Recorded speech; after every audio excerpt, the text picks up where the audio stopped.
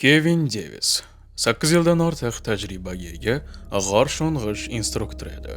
U 34 yoshda edi va Meksikaning suvosti g'orlarida yer yuzidagi boshqa har qanday joydan ko'ra ko'proq vaqt o'tkazgan edi. U 5 yil oldin Floridada Tulumga ko'chib kelgan edi. Instruktor sertifikatini olgandan so'ng kichik maktab ochib, sayyohlar va ishqibozlarga g'orlarga xavfsiz sho'ng'ishning asoslarini o'rgatardi. Dos Ojos uning sevimli tizimi edi. U yerda mashg'ulotlar o'tkazadigan va o'zini uydagidek his qiladigan joy. G'or jami uzunligi 80 kilometrdan ortiq bo'lgan suv bosgan tunnellarning murakkab tarmog'i edi. Ko'plab kirish va chiqish joylari, tor yo'laklari va katta zallar orqali bir-biriga bog'lanib qolgan edi. O'sha kuni ertalab Kevin g'or sho'ng'ish sertifikati uchun yakuniy imtihonga tayyorgarlik ko'rayotgan ikki talaba bilan sho'ng'ish o'tkazishni rejalashtirgan edi. Biroq ikkala talaba ham bir kun oldin mashg'ulotni bekor qilishdi. Biri shamollash tufayli, ikkinchisi oilaviy holatlar tufayli. Kevin sho'ng'ishni bekor qilmaslikka qaror qildi va kelajakdagi mashg'ulotlar uchun foydalanishni rejalashtirgan uzoq yo'laklardan birining holatini tekshirish uchun yolg'iz borishga qaror qildi. U qoidalarni bilardi va talabalarga hech qachon g'orlarga yolg'iz sho'ng'imaslikni o'rgatardi. Bu xavfsizlikning asosiy qoidasi edi. Uni buzish mumkin emas edi. Ammo Kevin o'ziga ishonchi komil edi. 8 yillik tajriba, ushbu aniq tizimdagi yuzlab sho'ng'ishlar, har bir burilish va har bir tunnelni bilish noto'g'ri nazorat hissini yaratdi. U g'orga kirish joyiga ertalab soat 8 lar atrofida keldi. Osmon ochiq edi. Havo harorati allaqachon 28 darajagacha ko'tarilgan edi. Dos Ojosga kirish Senot ohaktosh jinsining qulab tushishi natijasida hosil bo'lgan. Billur toza chuchuk suv bilan to'lgan tabiiy quduq edi. Senotning diametri taxminan 30 metr. Chuqurligi gorizontal tunnellar boshlanishigacha 15 metr. Kevin o'zining jipini to'xtatdi. Jihozlarni tushirdi va tayyorgarlikni boshladi. Har biri 200 bargacha havo bilan to'ldirilgan 12 litrlik ikkita ballon. Dubulg'aga mahkamlangan 1000 lyumenlik asosiy fonar. Yelak cho'ntagida kamroq quvvatli zaxira fonar. Chuqurlik, vaqt va ballonlardagi bosimni ko'rsatuvchi kompyuter. Mashrut tortish uchun arqonli g'altak. Boldir oyog'iga pichoq. Har kun ishlatadigan barcha standart jihozlar tayyor edi. Jihozni tekshirish 20 daqiqa davom etdi. Kevin regulyatorni sinab ko'rdi. Undan nafas oldi. Havo to'xtovsiz kelayotganini tekshirdi. Asosiy fonarni yoqdi. Yorug'lik nuri Senat tubini yorqin yoritdi. Zaxira fonar bilan ishladi. Batareyalar yangi edi. U ularni kechqurun zaryadlagan edi. Kompyuter to'g'ri ma'lumotlarni ko'rsatdi. Chuqurlik 0, bosim 200 bar. Har bir ballonda suv harorati 24 gradus. Hammasi tartibda edi. Kevin niqobni kiydi, ballon tasmalarini sozladi, beldagi og'irlikni tekshirdi va suvga sho'ng'idi. Senat orqali tushish tanish va oddiy edi. Suv shunchalik tiniq ediki, ko'rish masofasi 50 metrga yetdi. Quyosh nuri sirt orqali kirib, yashil suv o'tlari va ohaktosh cho'kmalari bilan qoplangan Senat devorlarini yorituvchi ko'p porlashni yaratdi. Kevin sekin tushib, suzuvchini nazorat qilib, har bir necha metrda quloqlardagi bosimni tenglashtirib bordi. 15 metr chuqurlikda tizim ichkarisiga olib boruvchi gorizontal tunnel boshlandi. Bu taxminan 3 metr balandlikda, 4 metr kenglikda qulay harakat qilish uchun yetarlicha keng yo'lak edi. Kevin g'altakni yoqdi va tunnelga kirishdagi toshga bog'lab, arqon tortishni boshladi. Arqon uning yagona yo'l ko'rsatkichi edi. Ko'rish masofasi 0 gacha tushgan sharoitlarda chiqishga qaytish uchun. Sho'ng'ishning dastlabki 10 daqiqasi hodisasiz o'tdi. Tunnel to'g'ri bordi. So'ng sekin chapga burildi. Diametr taxminan 20 metr bo'lgan katta zalga ochildi. Chuqurlik doimiy 32 metr bo'lib qoldi. Kevin zalni kesib o'tdi. Tekshirmoqchi bo'lgan tor yo'lak joylashgan qarama-qarshi tomonga qarab suzdi. Bu yo'lak kamroq ma'lum va mashg'ulotlar uchun kamroq ishlatilardi. Chunki cheklangan bo'shliq tufayli ko'proq ehtiyotliklarni talab qilardi. Yo'lakning kengligi taxminan 1 metr. Balandligi biroz ko'proq edi. Ballonlar bilan o'tib ketish uchun yetarli. Lekin aylanish imkoniyati yo'q. Kevin yo'lakka kirish oldida to'xtadi. Kompyuterni tekshirdi. Sho'ng'ish boshlanganidan beri 12 daqiqa o'tdi. Bosim har bir ballonda 170 bargacha tushdi. Havo sarfi normal edi. U yo'lakka kirib, devor va tubning holatini baholash uchun dastlabki 20 metrni bosib o'tishga qaror qildi. Agar hammasi yaxshi bo'lsa, u tor joylarda tajriba orttirmoqchi bo'lgan ilg'or talabalar uchun bu joydan foydalanishni rejalashtirdi. Kevin qo'llarini oldinga cho'zdi. O'ng qo'lida fonarni ushlab, yo'lakka sekin kirib bordi. Devorlar silliq, ohak toshli. O'tkir chiqintilar yo'q edi. Tubni suzgichlar bilan tegib yuborsa, bulut bo'lib ketadigan yupqa loy qoplangan edi. Lekin ehtiyotkorlik bilan harakat qilishga harakat qildi. Oldinga tortilish uchun qo'llarini ishlatib, oyoqlarini minimal ishlatdi. Yana 5 daqiqa o'tdi. Kevin tor yo'lakka taxminan 15 metr chuqurlikka kirib bordi. Fonar oldingi devorlarni yoritib, yo'lak boshqa zalga chiqishdan oldin yana kamida 10 metr davom etishni ko'rsatdi. Kevin mashrut xavfsizligiga ishonch hosil qilish uchun oxirgacha borishga qaror qildi. U yana bir necha metr tortindi. To'satdan fonar bir marta miltilladi va o'chdi. Qorong'ulik mutlaq edi. Suv ostida g'orda yorug'liksiz o'z qo'lingizni ko'rishingiz mumkin emas. Hatto uni niqobga yaqinlashtirsangiz ham hech qanday tabiiy yoritish, hech qanday yaltiroqlar, faqat har tomondan bosadigan qoralik. Birinchi fikr zaxira fonar haqida edi. Kevin yelak cho'ntagiga qo'l cho'zdi. Plastik korpusni paypaslab topdi. Fonarni chiqarib tugmachani bosdi va hech narsa. Yana bosdi. Barmog'ini uzoqroq ushlab turdi. Hech narsa yo'q edi. Zaxira fonar ishlamasdi. Kevin nafas olishining tezlashganini his qildi. U o'zini to'xtatishga, chuqur nafas olib, chiqishga majbur qildi. G'orda vahima o'limga teng. Buni u talabalarga yuzlab marta takrorlagan edi. O'ylash kerak edi, ikkala fonar bir vaqtning o'zida ishdan chiqqan edi. Ularni sho'ng'ishdan oldin tekshirgan edi. Ikkalasi ham ishlagan edi. Lekin haqiqat shunday ediki, bu yerda hech qanday yorug'lik yo'q edi. Kevin arqonni esga oldi. U tunnelga kirishdan arqon tortgan edi va arqon chapda yoki o'ngda bir joyda bo'lishi kerak edi. U chapdan qo'lini cho'zib, devorni paypaslab, kaftini yuqoriga va pastga harakatlantirdi. Tosh barmoqlari ostida silliq, sovuq bor edi. Hech qanday arqon yo'q. U o'ng qo'lini sinab ko'rdi. Xuddi shunday holat. Arqon devorlaridan biri bo'ylab o'tishi kerak edi. Lekin qorong'uda yupqa ipni topish deyarli mumkin emas edi. Kevin tor yo'lakka kirganda arqonni qaysi tomondan tortganini esga tushirishga harakat qildi. Odatda u g'altakni chap qo'lda ushlab turardi. Demak, arqon chapda bo'lishi kerak. U yana qo'lini devor bo'ylab o'tkazdi. Sekin kaftini harakatlantirdi va to'satdan barmoqlari ostida yupqa ipni his qildi. Arqon. Yengillik 1 soniya davom etdi. Arqon chiqishga qaytib borardi. Lekin Kevin tor yo'lakda, zaldan 15 metr narida edi. Qaytish uchun aylanish kerak edi. Lekin kengligi 1 metrlik yo'lakda orqasida balonlar bilan bu mutlaqo mumkin emas edi. Yagona variant yo'lak oxirigacha oldinga harakat qilish, keyingi zalga chiqish, u yerda aylanish va arqon bo'ylab ortga qaytib kelish. Kevin kompyuterni tekshirdi. Ekran xira yashil yorug'likni sochib, 32 metr chuqurlikni ko'rsatdi. Vaqt 21 daqiqa. Bosim 140 bar. Havoning yana 25 daqiqa. Balki tinch nafas olishda 30 daqiqagacha yetishi kerak edi. Lekin agar vahima qila boshlasa, sarfi 2 barobar oshadi va vaqt ancha kam bo'ladi.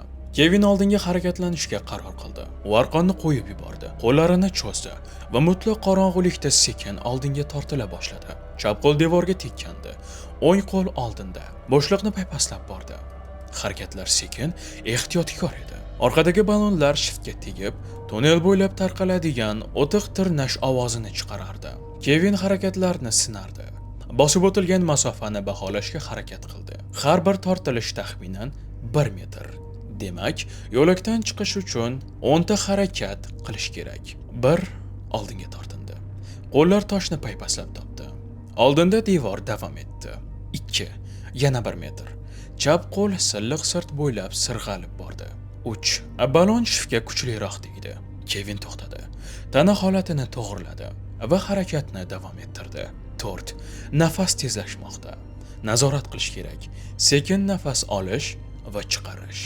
5 o'ng qo'l bo'shliqqa tegdi. Devor yo'q. Oldinda keng joy bor.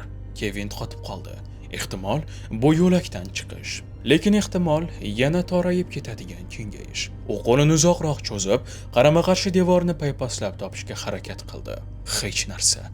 Bo'shliq, ochiq. Kevin ehtiyotkorlik bilan oldinga o'tdi. Tor yo'lakdan chiqib susdi. Qo'llar har tomonga harakatlanib, xonaning o'lchamlarini tushunishga harakat qildi. Chapda devor, o'ngda devor, oldinda esa bo'shliq. U sekin aylanib, orqadagi toshdan itarilib olish uchun qo'llarini ishlatdi. Endi hozirgina o'tgan yo'lakka yuzma-yuz. Arqonni topib, orqaga ergashish kerak. Kevin pastga tushdi. Qo'llari tubni paypaslab bordi. Loy bulut bo'lib ko'tarilib, uni qurshab oldi. Garchi qorong'uda buning ahamiyati yo'q edi. Barmoqlar toshlar, qum, yumshoq biror narsa, ehtimol suv o'tlari bo'ylab sirg'alib bordi. Hech qanday arqon yo'q. Vahima qorindan ko'krakka, sovuq to'lqin kabi ko'tarila boshladi. Kevin to'xtadi. Suvda osilib qoldi. Sekin nafas olishga o'zini majbur qildi. Arqon shu yerda bo'lishi kerak. U yo'lakka kirganida uni tortgan edi. Ehtimol arqon yuqorida, shiftda o'tadi. Kevin ko'tarildi. Qo'llarini yuqoriga cho'zdi. G'orning shiftini payqaslab topdi. Kaftlarini tosh bo'ylab o'tkazdi. U yerda hech narsa yo'q edi. U yo'lakka kirish joyiga qaytdi. Atrofdagi bo'shliqni metodik ravishda tekshira boshladi. Aylanib yurib, qo'llarini oldinga cho'zdi. Bir necha soniyadan so'ng barmoqlar yupqa ipni ilgak qilib oldi. Arqon. U shu yerda edi, kirish joyida.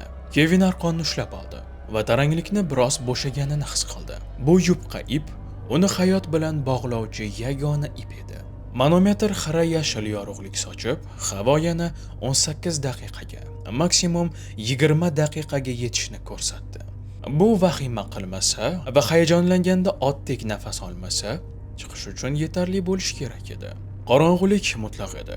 Shunchaki oysiz tunda qorong'ulikdek emas, balki ko'zlar mavjud bo'lishdan to'xtagandek to'liq qora, xuddi ko'r odamdek. Kevin qo'lini yuziga cho'zdi. Barmoqlarini niqobning o'ziga yaqinlashtirdi. Lekin harakatning hammasi ko'rinmadi. Hech narsa. Har tomondan bosadigan. Bosh kirib, miyani mavjud bo'lmagan tasvirini o'ylab topishga majbur qiladigan bo'shliq. U orqaga harakatlanib, chap qo'li bilan arqondan ushlab turdi. O'ng qo'li oldinda. To'siqlarni paypaslab bordi.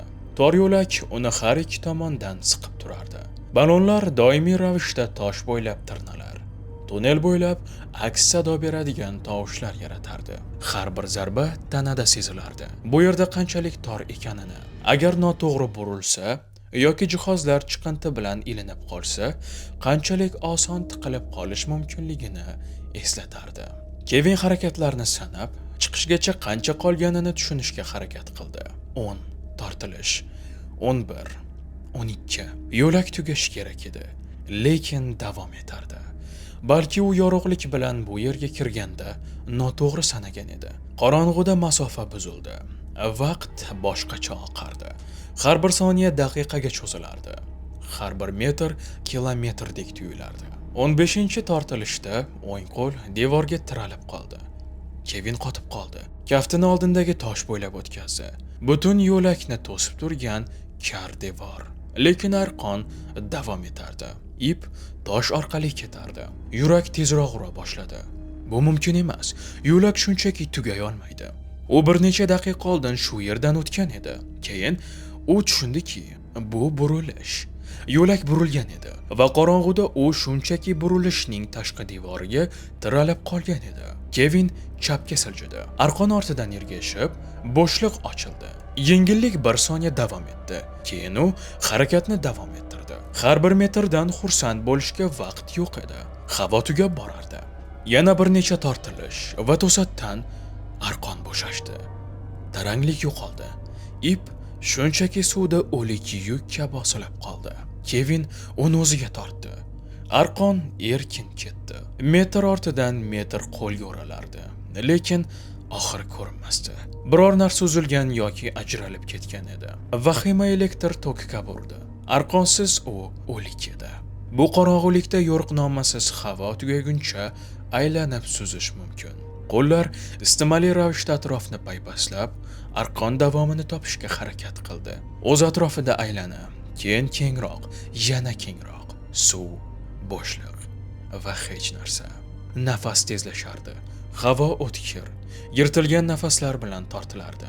Kevin o'zini to'xtatishga majbur qildi. To'xta, sekin nafas ol. Vahima havo yo'qligidan tezroq o'ldiradi. U harakat yo'nalishi bo'yicha 1 metr oldinga siljidi. Yana qo'llari bilan aylana harakatlar boshladi. Hech narsa. Yana 1 metr. Va to'satdan barmoqlar yupqa ipni ilgak qilib oldi. Arqon Kevin uni ushlab oldi. Taranglikda tekshirdi. Ip tarang edi. Bir joyga oldinga ketardi. To'g'ri uchi. Ilgari osilib turgan bo'lak jihozlarga chigallashgan uzilgan uchining o'zi edi. Vaqt tobora kamayib borardi. Kevin tezlashdi. Tortilishlarni sanashni to'xtatdi. Shunchaki oldinga harakatlandi. Ipga ergashib, ko'r odam rahbarga ergashgandek edi. Suzgichlar kuchliroq ishlardi. Qo'llar navbatma-navbat arqondan ushlab olishardi. Balonlar devorlarga gurrillardi. Lekin tovushlarga ahamiyat yo'q. Asosiysi harakat qilish. Havo bor ekan, chiqish mumkin. Arqon chapga burildi. Keyin yuqoriga ko'tarila boshladi. Ko'tarilish chiqishga yaqinlashni anglatardi. Kevin yuqoriga suzib, ip ortidan ergashdi. Chuqurlik kamayardi. U quloqlardagi bosimning zaiflashayotganini his qildi. Devorlar kengaydi. Qo'llar endi har ikki tomondan toshga tegmasdi. Tor yo'lakdan katta zalga chiqish. Arqon ochiq bo'shliq orqali uzoqroq qolib borardi. Manometr havo juda oz qolganini ko'rsatdi. Nafas olish qiyinlashdi. Har bir nafas harakatni talab qildi. Go'yo havoni tor quvur orqali tortgandek. Bu balonlardagi bosim xavfsiz darajada pastga tushganini anglatardi. Yana bir necha daqiqa va nafas olish imkonsiz bo'ladi. Va keyin oldinda yorug'lik paydo bo'ldi. Avval zaif, qorong'ulik mutlaq emasligining zo'rg'a sezilarli ishora. Keyin yorqinroq, suv orqali kirib kelayotgan ko'kimtir porlash. Senatdan quyosh nuri. Kevin regulyatorga qarshi baqirish arafasida edi. Chiqish yaqin edi. Yorug'lik har soniya yorqinroq bo'lardi. Tunnel devorlari ko'rinar bo'ldi. Yashil suv o'tlari bilan qoplangan kulrang ohaktosh. Arqon devorlar bo'ylab tortilgan oq ip. Oldinda chiqish ko'rindi. Yumaloq teshik. Uning ostida yorug'likka to'lgan ochiq bo'shliq. Kevin tunneldan senatga chiqib suzdi. Ko'rish masofasi to'liq qaytdi. U pastda tubni, atrofda devorlarni va bosh tepasida yuzani ko'rdi. To'lqinlarda tebranayotgan yorqin yorug'lik dog'i. Havoga, hayotga atigi 13 metr qoldi. Lekin sekin ko'tarilish kerak edi. Aks holda qondagi azot pufakchalar hosil qila boshlaydi va u qutulish o'rniga falaj yoki o'limga duchor bo'ladi. Kevin suzib chiqishni boshladi. Tezlikni nazorat qilib 9 metr. To'xtash 6 metr. To'xtash 3 metr. Yakuniy to'xtash kamida 3 daqiqa. U suvda osilib, qo'l bilan yetib olish mumkin bo'lgan yaqin yuzaga tikilib turdi. Lekin mumkin emas. Buni albatta kutish kerak. Nafas olish tobora og'irlashardi. Havo deyarli tugadi. Regulyator har bir nafasga qarshilik ko'rsatdi. 3 daqiqa abadiyatdek o'tdi. Nihoyat Kevin oxirgi ko'tarilishni boshladi. Bosh suvdan chiqdi. U regulyatorni chiqarib, haqiqiy havo bilan nafas oldi. Va bu uning hayotidagi eng shirin nafas edi. O'pka to'liq kengaydi. Harakatsiz va qarshiliksiz. Havo iliq, nam va tirik edi. Kevin qirg'oqqa asta-sekin suzib bordi. Toshlar ustiga chiqdi. Qo'llari titrar, oyoqlari zo'rg'a ushlab turardi. U chalqancha yotib, osmonga tikildi. Hozirgina nima bo'lganini anglashga harakat qildi. 20 daqiqa mutlaq qorong'ulikda, yorug'liksiz, yo'riqnomasiz, faqat arqon va omad. U omon qoldi. Qanday qilib? Bu tushunarsiz, lekin u omon qoldi. Instruktor o'zining 5 barmoqlaridek biladigan xorta qanday qilib deyarli halok bo'lish haqidagi voqea mahalliy sho'ng'uvchilar jamoasi orasida tez tarqaldi. Kevin sodir bo'lgan voqeani yashirmadi. So'ragan har kimga hikoya qildi. U asosiy qoidani buzganini aytdi. Hech qachon yolg'iz sho'ng'ima va buning uchun deyarli hayoti bilan to'ladi. Ba'zilar bosh chayqashdi, boshqalar omadi kelganini aytishdi. Uchinchilar bu har kimga ham sodir bo'lishi mumkinligini ta'kidlashdi. Va ba'zi birlari esa buni mumkin bo'lmagan deb ta'kidlashdi. Lekin nega ikkala fonar bir vaqtning o'zida o'chgan degan savol javobsiz qoldi. Kevin bir necha haftadan so'ng izoh qoldirishni to'xtatdi. Hayotda ba'zi narsalar shunchaki sababsiz va mantiqsiz sodir bo'ladi. Muhimi, u omon qolgani, arqon uni chiqishga olib kelgani. Havo aynan keragicha yetgan edi. Qolganlari esa ahamiyatga ega emas edi. Qadrli tomoshabin, ushbu sizga aytib bergan voqeam sizni chuqur o'ylashga va sizni Kevinning o'rniga solgan bo'lsa, videoga like bosishni unutmang. Siz Qora Papka kanalini tomosha qildingiz. Agar kanalga yangi bo'lsangiz, qo'ng'iroq va obuna tugmasini bosib qo'yishni unutmang. Keyingi videolarda ko'rishguncha xayr deb